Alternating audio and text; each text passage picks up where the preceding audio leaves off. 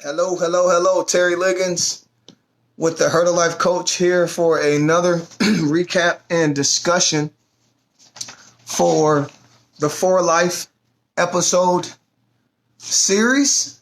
This has got to be about week 10 of the experience of following this story and really just learning, observing, being open-minded to what is happening within the criminal justice system.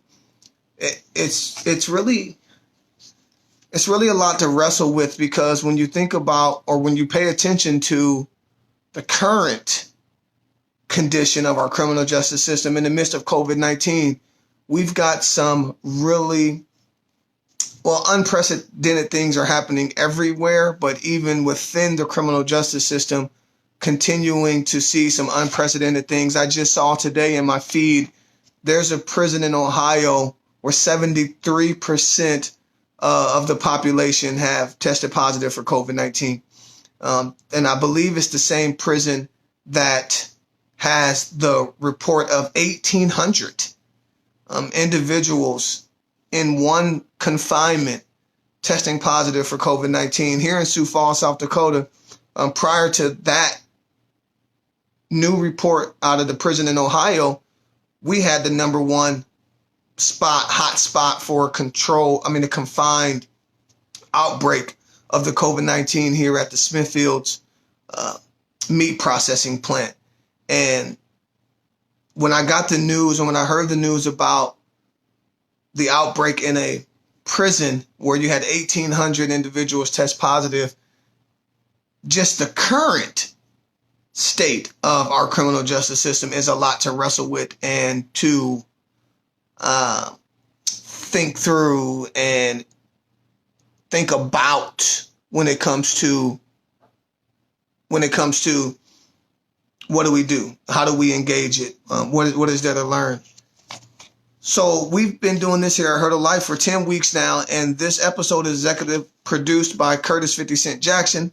He also executive produced Power, and he's got some dramas that really do a great job of highlighting and having a lens come into what it is that is going on in environments that may not be so relatable to mainstream population. So with this new series, For Life, is actually a episode that's a series that's shaped around the life of a guy named Isaac Wright Jr. And the premise of the story is a guy gets convicted to life in prison, becomes a prison rep today, this is the perfect episode that really goes into what happened. So I'll just talk a little bit about the episode, but to say that also, what this episode did that was different than the other ones, the predecessors, is that it went back to the beginning and really showed how it started. But yeah, I'll say a little bit again, a little back and forth. But he becomes a prison rep, a lawyer, and mitigates himself out of custody. And so it's been really a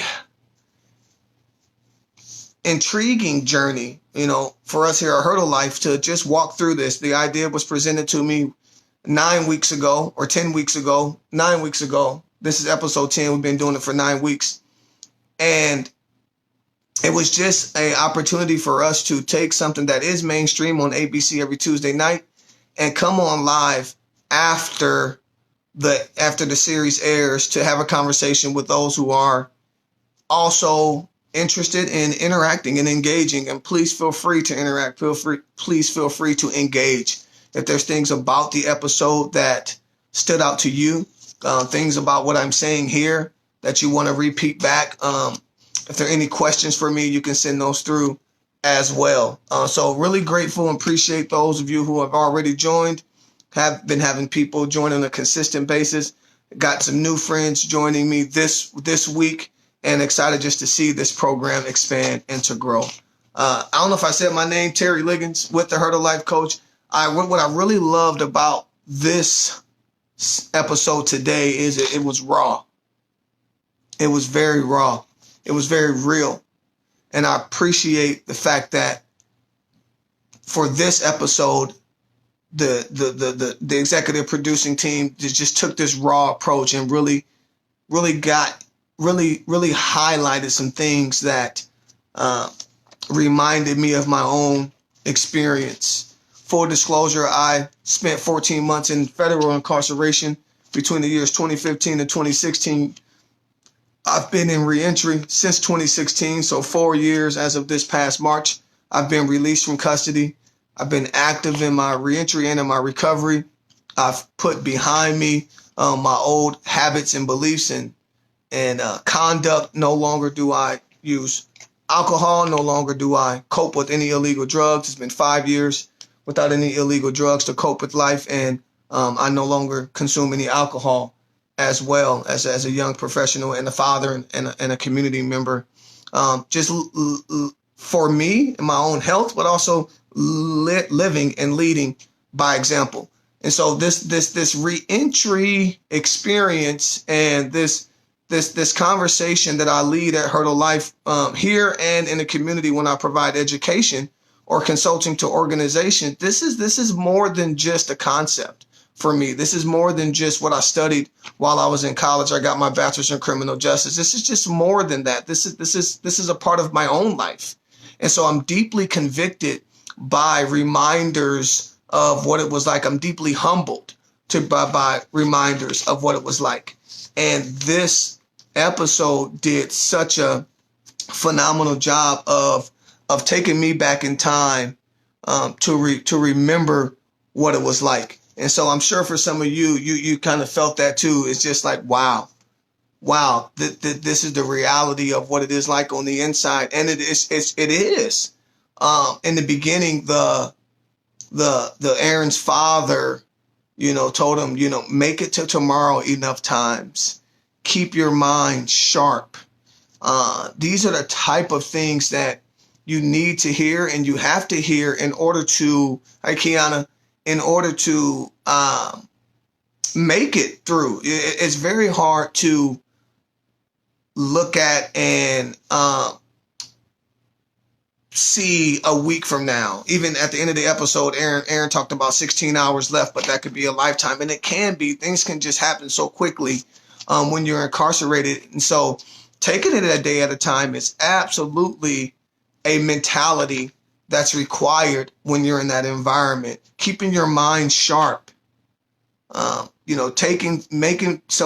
some type of intentional effort at educating or growing and reading. I know for me, I read more while I was incarcerated than I have since my release. And it was good. It was good. It is good when you have an environment where you can get this pause and you can do this type of work on yourself, but it's also riddled with a lot of other distractions and deterrents, as you can see from this episode. Really hard to see the culture and the conduct of our system as it interacts with people that are being intaked into the system. We've got work to do, family. We got work to do, community, in providing an education that moves us away from treating people like animals or just numbers and dehumanizing them. The former warden, and this was the first time we saw him in this episode, and he says, I demand respect, order, and cleanliness. A lot of the work that I do when I'm coaching, I help people to move away from this demand or expectation of respect. You really set yourself up for frustration when you live with an expectation. Some of my good friends who consult me, coach me, guide me, reminds me and tells me that frustration is just failed expectation. So when you have this expectation, you're actually setting yourself up for a frustration. And so when you demand respect or you expect respect or you demand love or you expect love, instead of focusing on what you can control, which is what you can give, this is where you have more liberty. And this is where you find yourself with less frustration. But that's not the approach that the warden was taking while he was intaking those new individuals. He says, I demand respect, order, and cleanliness. And how about that intake process? I mean, we can break it down. We can dissect it. We can say, if it's right or wrong. They've got their reasons why they send people through the process. Institutional safety. They're trying to prevent contraband from getting into the facility, and we'll talk a little bit about contraband a little later. But it is very dehumanizing, is it not? To be stripped down, naked, to be talked at, to be ordered around, to be forced and told to bend over, spread them, and cough. This is your introduction. This is the introduction to prison for individuals. This is how we treat our neighbor, right? Because just because a person is convicted of a crime and sent to federal prison, county jail, or state prison doesn't no longer mean that they're not our neighbor, doesn't mean that they're no longer in our community, and doesn't mean that we should now all of a sudden stop treating them with dignity and respect. And the introduction that we are giving our individuals who are incarcerated is a dehumanizing process, as you can see that was articulated in that video. How we can change that, we can have that conversation. What does that look like?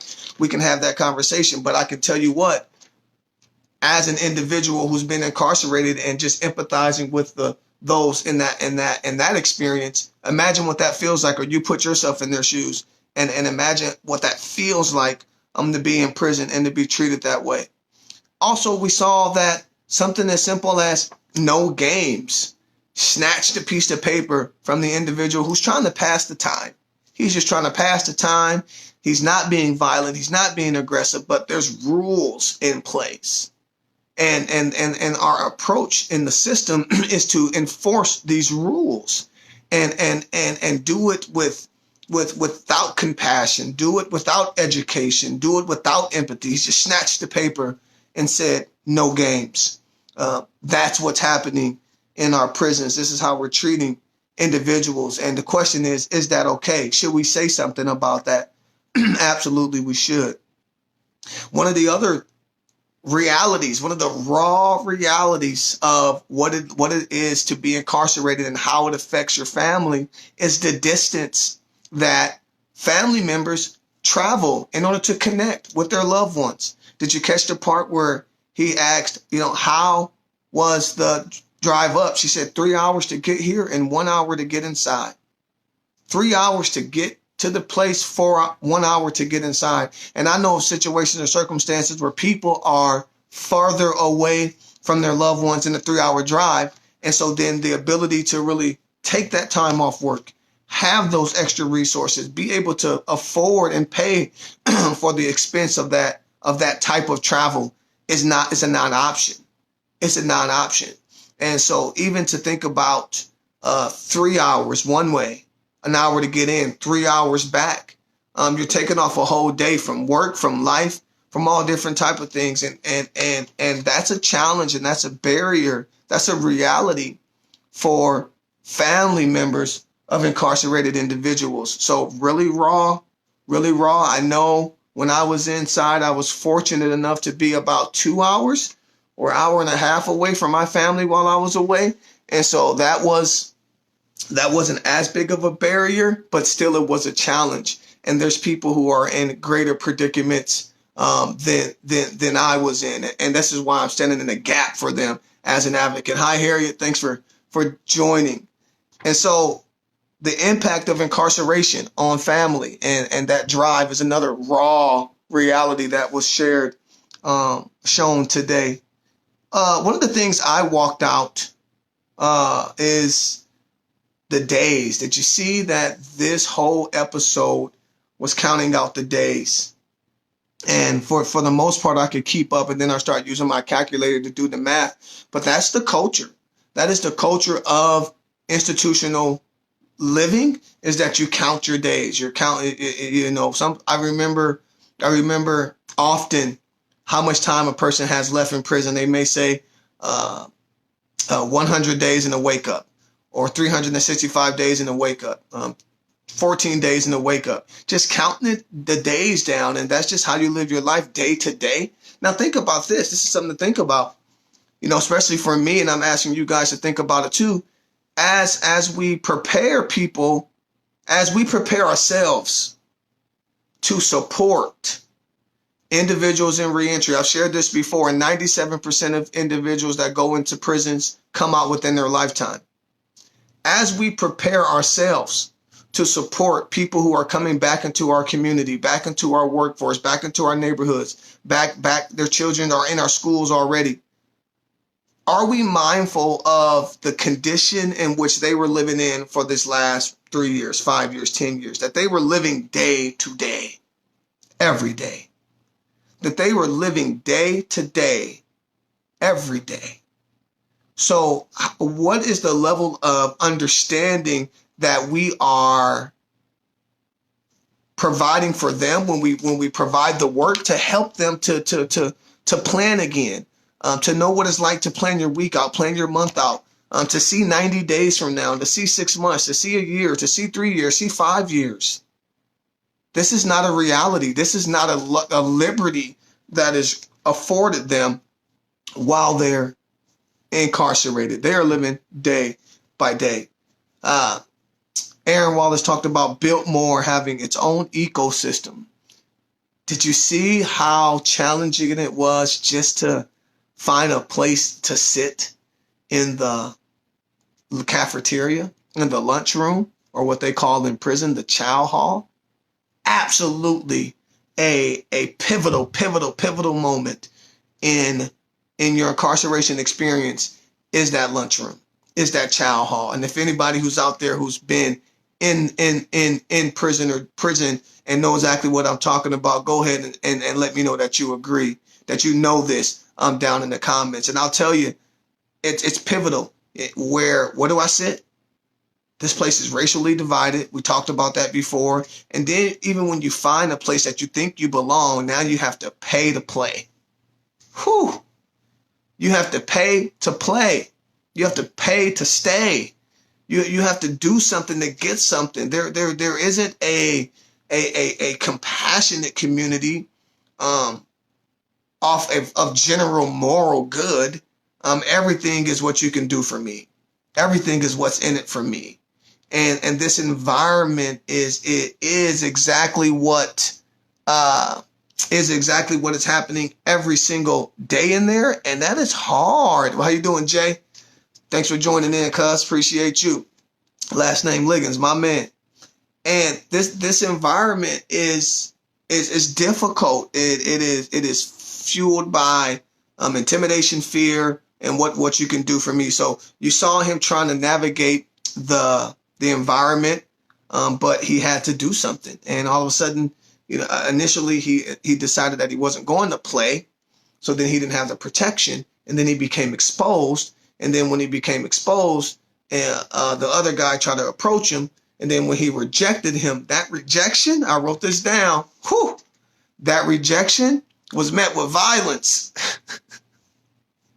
You're not even safe to reject all that which is like foul, unethical, maybe doesn't align with who you are as a person. You're not even safe to reject that which is not good. You have to either choose to engage or become a target. And because he didn't engage, he became a target, and he ended up in confinement for a week, which was another part that which was another part that really took me back as well. In my experience, I did spend a little bit of time in what they call the hole. I had an experience with that. I believe it was about a week, maybe more. You lose track of time in there. And this is something that I actually had some information sent to me about that. And we were thinking about solitary confinement and whether or not that's helpful, whether or not that's beneficial, whether or not we should be doing that.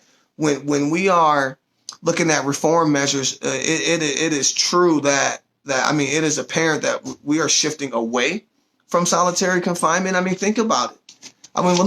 Think about it, but here, let me tell you a little bit about it too. 23 hours by yourself in a cell. And did you see the limited amount of light that was in there? I mean, we've got to continue to have conversations about the conditions that individuals are living in prisons and jails. And is it humane? And is it healthy? And just imagine what type of experience or for the body, for the mind to be deprived of light, to only have this much light coming into your cell. You're seeing no green. You're seeing no nature. You're not connected to that in which we come from, which is nature. And it's just heartbreaking to see that experience of solitary confinement. I've got some information that tells me here numerous studies have shown that solitary confinement harms a person's mental and physical health, as well as the community to which the person eventually returns. People in solitary, in fact, attempt suicide at a much higher rate than those in general population. What's more, solitary is disproportionately used for people with mental illness, people of color, and people with disabilities. And so you put a person in solitary for whatever reason, and they come out not better.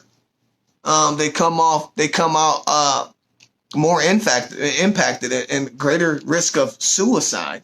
Another thing that was sent to me here says solitary confinement does not improve public safety. Studies shown that when people who have been in solitary return to their communities, they are more likely to commit crimes than those who were not subject to it.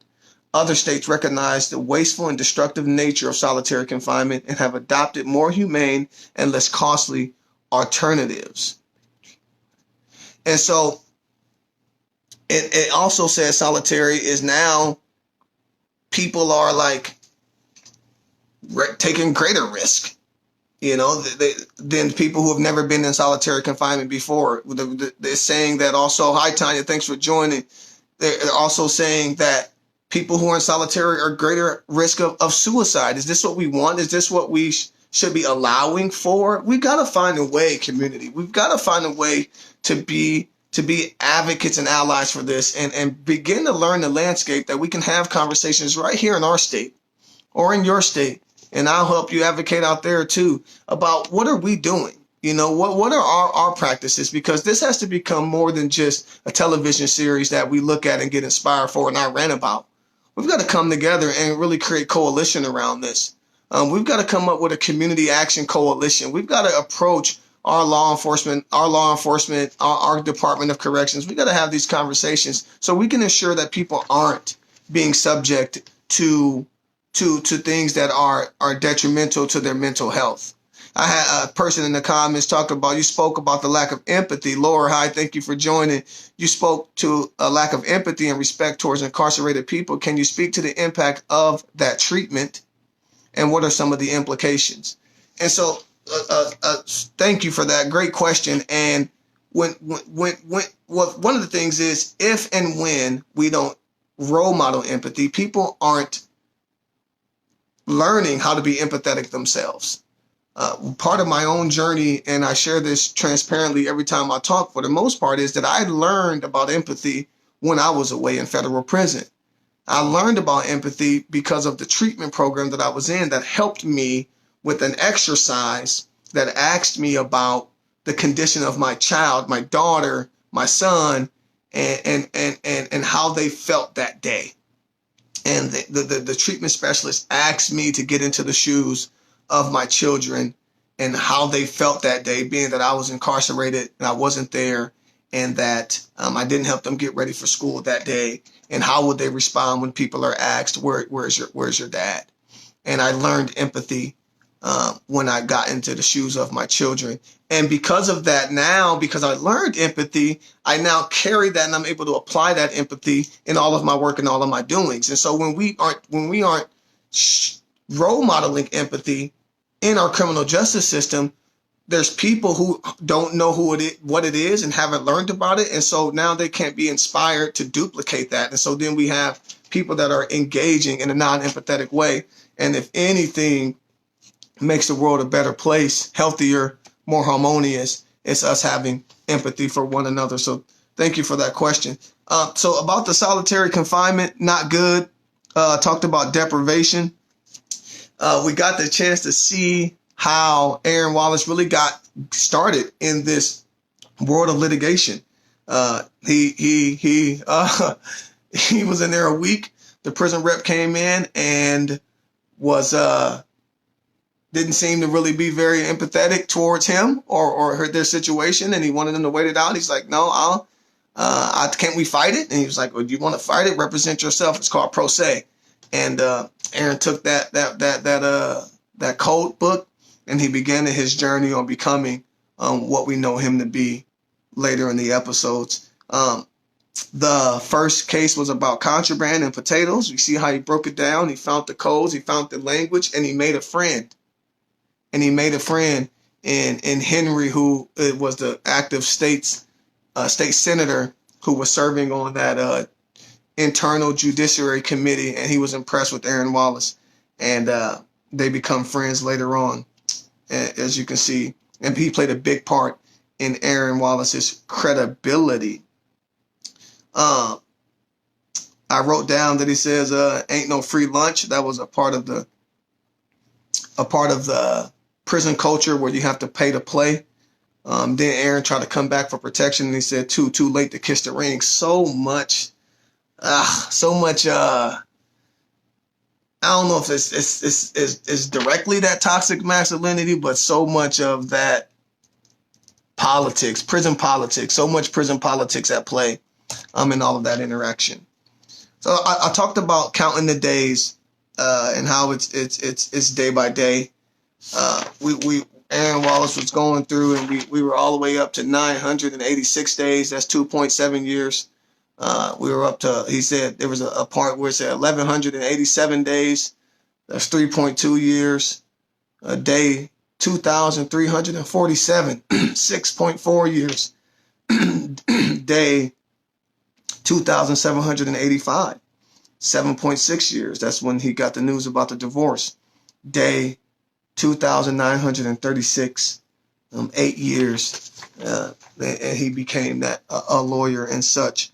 Other notes I had just is more still in the space of what was going on in the inside with the prison politics, him having to wrestle with maybe his life was on the line. The guy's like, hey, this isn't over. And then the other guy like telling him that he's in there for a triple homicide. And then the other person saying, hey, if I was you, I'd get at him before he gets at you. And so it's just imagine wrestling with that and having to survive this environment. And imagine how you come out of this environment when your life is on the line every day, when you are in active survival mode every day. I also provide education on trauma, and it just reminds me about how when you're in survival, when you're in fight, flight, and freeze, when your midbrain is activated, and how over time, if that overstimulation, that overactivation, that hypervigilance becomes very detrimental and harmful, and we can find ways to adjust our system, adjust our approach and our means and our ways, that we can provide more of a true rehabilitation for individuals while they're incarcerated. And we've seen some of that hope begin to breathe when we got the new superintendent there. Actually, speaking of hope, there was a part in the series today that really got me when Aaron Wallace, original lawyer, ran out of hope and confidence and faith in his case being turned around. She says, I no longer can take any of your money. I can't afford to do this pro bono. And after 2.5 years, she left him and she ran out of hope. And without hope, man, that's a very dangerous world without hope.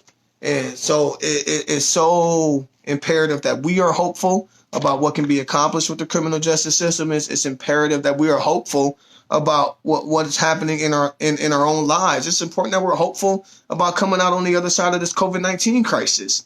But it's very necessary for the type of work that we're doing, that we do have hope. Some of the other cultural things, this is a conversation about raw. A lot of conversations we've had during these interactions have been about the legal system. We talked about a lot of different things in legal, in the courts, when these episodes have been more about him in the courts. They went back in the past on this one here, so now we're doing in hindsight, and we're just having a conversation about how real and raw it is in prison, so that we're more empathetic for individuals when they come home, and recognizing that the conduct of some of our professionals isn't as clean as we thought it was. Did you see the warden drinking a beer when Aaron Wallace went in there for the first time? Did you see the conduct of these individuals? You see correctional officers attacking individuals in prison? Like the conduct, we know that captain ultimately becomes a part of a mule for drugs and stuff.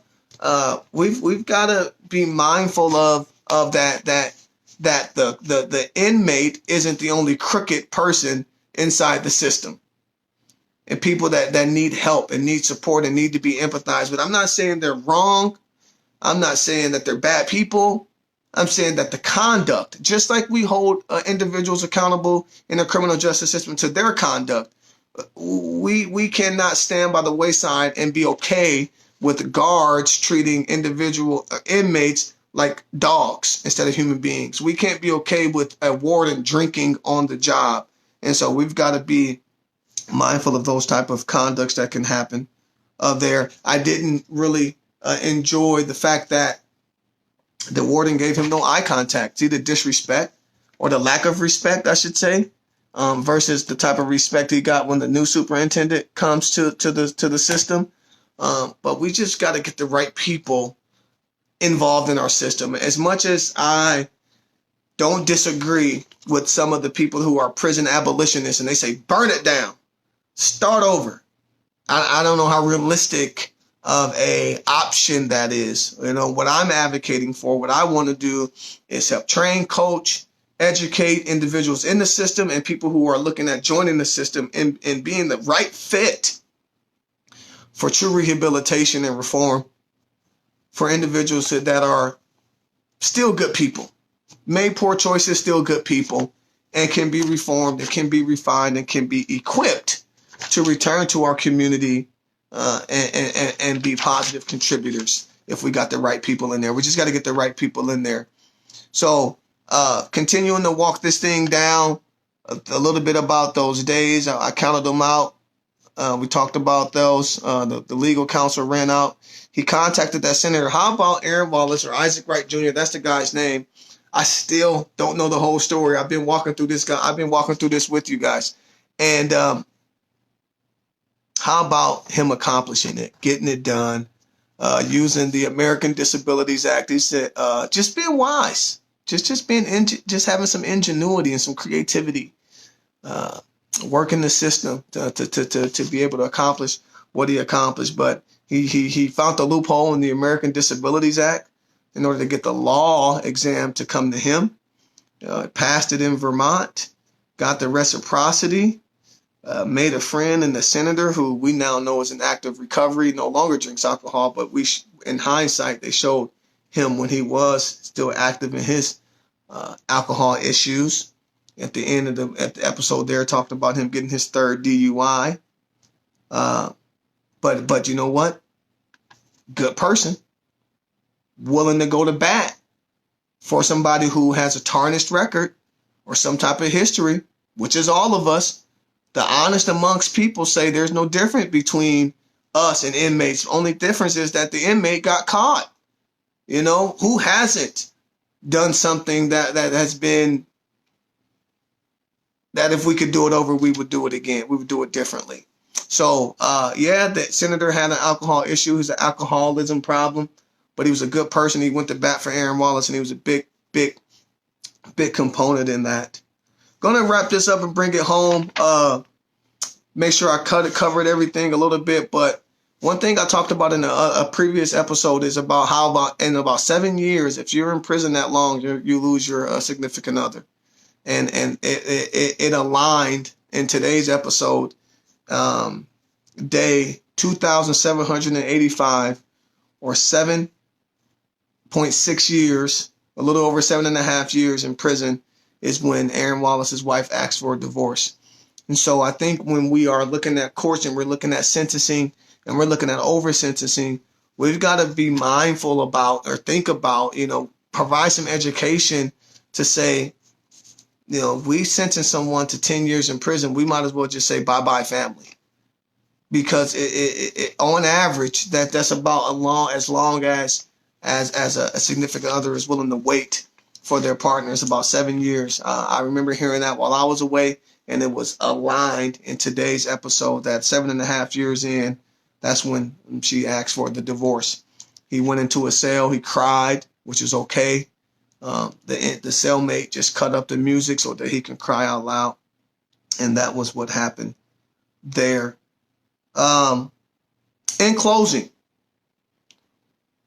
I got inspired when the Senator Henry was advocating for Aaron Wallace. And we as people, at least I try to be, I hope to inspire you to do the same, principle-centered people. Principle-centered. In different conditions, different circumstances, you're going to have different type of centerednesses. You can have, a family-centered approach. You can have a person-centered, a self-centered approach. I'm talking about principle here.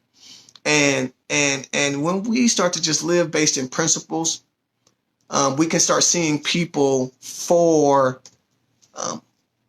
who they are and how they live and their conduct, not for what they did. And he advocated for Aaron Wallace, and he said some things that really stuck with me. Says character, integrity, resilience, and courage. All things that I aspire to continue to build in myself, and inspire others to have the same. He said you would recommend him enthusiastically if he wasn't where he was. But it's not about where they are, it's about who they are. So let's think about that when we're doing in-reaches into neighborhoods where the crime rate might be high or the drug rate might be high, and we're looking to advocate for kids and families. And let's be reminded, it's not about where they are, it's about who they are, which is human beings with potential. I know I am a product of a single parent home of 6 in an inner city in Omaha, and I've been able to do pretty good for myself because people believed in me, and who I am, not just of where I was at. He also said something, I'll say this in closing. I see a comment from Cassie. Thank you, Cassie, for everything you do for Her to Life and for being here. In closing, he says, character is not a product of circumstances. It's the thing that survives because of it. Character is not a product of circumstances. It's the thing that survives because of it. I live by a similar adage in my own life that says adversity does not create character, but it reveals it. And so remember that as we're going through hard times and we're going through challenges, and it's challenging times, that adversity doesn't create character, it reveals it. And remember that character is not a product of circumstances. It's the thing that survives it. And we are resilient people. We have belief in self and others. And there's even a belief bigger than ourselves and others if you choose to have that level of spirituality that can just continue to guide you, feed your character, and have you hurdling life. Cassie says you had expressed a call to action earlier in the broadcast. Here's an interesting article about reforms that have been implemented in North Dakota. Absolutely. North Dakota's doing some things right, and they're just one state north, and we would be wise to follow their lead. They got some good reform measures up there, so thanks for adding that into the feed. So super inspired today. I was fired up, and I knew I was gonna be. I'm probably a little longer today than I usually am, but I just was so reminded of my own journey and my own story, and I'm continually encouraged by humble reminders, by interaction like this here in the feed, people joining me every week and walking this thing out. I know that there's purpose in my life, there's purpose in your life, there's purpose in all of this. And together we will come out the other side. And so I really appreciate people being here, that the comments are more active this time through. I'm really getting a sense of how to work the virtual world, as we all are in the midst of COVID-19. We're just being, we're in an environment where we do what humans do, which is adapt. And I'm learning how to be more interactive in this space. And so I appreciate those that have interacted back with me, those who have waved, those who have commented, and those who continue to be consistent in journeying with me here at Hurdle Life. So I think 2 more weeks of this series. I believe it's a 12-week series is my understanding, but I'm so grateful for those who continue to just engage with this with me. If there's anything that you think that I can do for your area, if there's any questions you have for me, don't hesitate to connect. Send me a message in the Hurdle Life page. Send me encouragement. I always could use that and help keep on believing. For those who know me personally, send it through. And I just appreciate all the support that I have and surrounding me here at Hurdle Life. We're going to keep doing this thing. We're not going to give up on treating people with dignity and respect. Shouts out to the new warden in the episode, who comes in with that breath of fresh air and really start moving the system in a direction that we ought to take it in. So I could talk about this all night. I'm all fired up, but for now, that's it. Next week, same time, watching For Life at 9 o'clock. I'll be back here at 10 o'clock or 10:05 or so to go live again. Be safe out there. Continue to practice that social distancing. Let's take care of each other in the midst of this COVID-19. Let's be wise, but let's also keep an eye and a pulse on what's happening in the system, because right now, the individuals in prisons are in pretty rough conditions, and we need to be thinking about them too. Okay? See you next week. Heart of Life.